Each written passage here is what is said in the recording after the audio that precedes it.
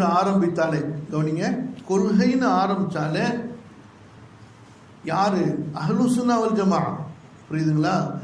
அவங்களுடைய கொள்கை என்று ஆரம்பித்தாலே அவர்கள் முதல்ல பேசுறது இந்த தௌஹீதை பத்தி தான்.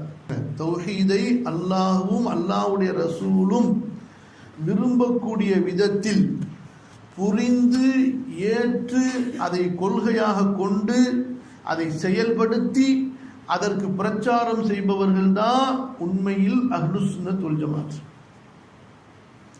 உண்மையில் அஹ்லுஸ் சுன்னத் வல் ஜமாத் என்பவர்கள் யாரு?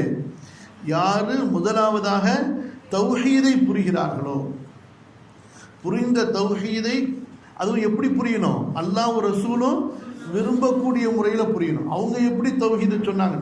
நீங்கள் உங்களுக்குன்னு ஒரு இயக்கம், உங்களுக்குன்னு ஒரு கூட்டம், உங்களுக்குன்னு ஒரு பைலா, உங்களுக்குன்னு ஒரு லொட்டு லொஸ்க வைத்துக்கொண்டு அதற்கு ஏற்ப நீங்கள் சிந்திச்சதுக்கு ஏற்ப குரானை ஆராய்ச்சி பண்ணி நீங்கள் சட்டம் போடுறதில்ல தௌஹீதுங்கிறது.